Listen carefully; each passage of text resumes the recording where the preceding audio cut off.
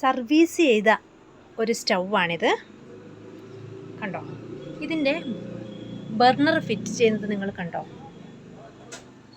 കുഴപ്പമില്ല, ഇത് കുറേ നാളത്തേക്ക് നമുക്ക് സർവീസ് ചെയ്തെടുക്കാവുന്ന സ്റ്റൗവാണ്. പുതിയ ബർണർ നമുക്ക് മാറ്റി വെക്കാം.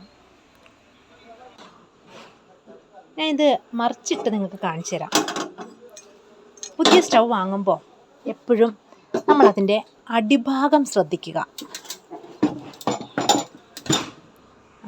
ഇതിപ്പോൾ നമുക്ക് ഈ സ്റ്റൗ ഈ ഭാഗം അല്പം തേയ്മാനം സംഭവിച്ചാലും നമുക്ക് ഈ ബർണറുകൾ പുതിയത് ഇവിടെ ഫിറ്റ് ചെയ്ത് എടുക്കാവുന്നതേ ഉള്ളൂ.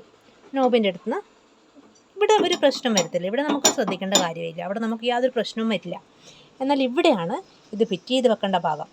ഈ സ്ക്രൂകൾ നമുക്ക് അഴിച്ചെടുക്കാനും അത് വീണ്ടും ഫിറ്റ് ചെയ്യാനും ഒക്കെ പറ്റിയാൽ നമുക്ക് നമ്മുടെ കയ്യിലുള്ളത് നല്ല സ്റ്റൗവാണ് നമുക്ക് ഉറപ്പിക്കാം.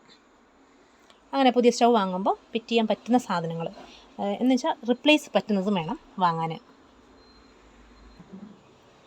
ഇത് മറ്റൊരു സ്റ്റൗവാണ് സർവീസ് ചെയ്ത് വെച്ചിരിക്കുന്നത്. ഇത് ഞാൻ നിങ്ങളെ കാണിച്ചു തരാം. സ്റ്റീൽ സ്റ്റൗ തന്നെ, പക്ഷേ ഓരോന്നിൻ്റെയും മാനുഫാക്ചറിങ്ങിലുള്ള വ്യത്യാസം നിങ്ങൾ കണ്ടോ? ഇത് കണ്ടോ? ഇതിൻ്റെ ബർണർ ഫിറ്റ് ചെയ്തിരിക്കുന്ന ഏത് സ്ഥലത്താണെന്ന് നോക്കൂ.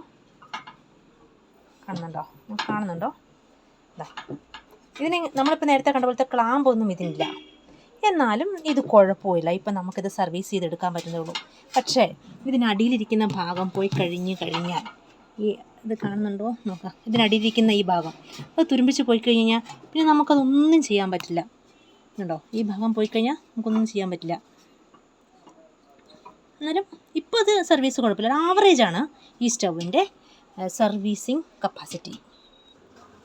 ഇപ്പോൾ ഞാൻ സ്റ്റീൽ സ്റ്റൗവാണ് ഇപ്പോൾ കാണിച്ചത്. ഇനി നമുക്ക് ഗ്ലാസ് സ്റ്റോപ്പൊക്കെ പിന്നീട് കാണിക്കാം കേട്ടോ. അപ്പോൾ എൻ്റെ ചാനൽ സബ്സ്ക്രൈബ് ചെയ്യുക, ലൈക്ക് ചെയ്യുക, നിങ്ങളുടെ അഭിപ്രായങ്ങൾ രേഖപ്പെടുത്തുക. താങ്ക്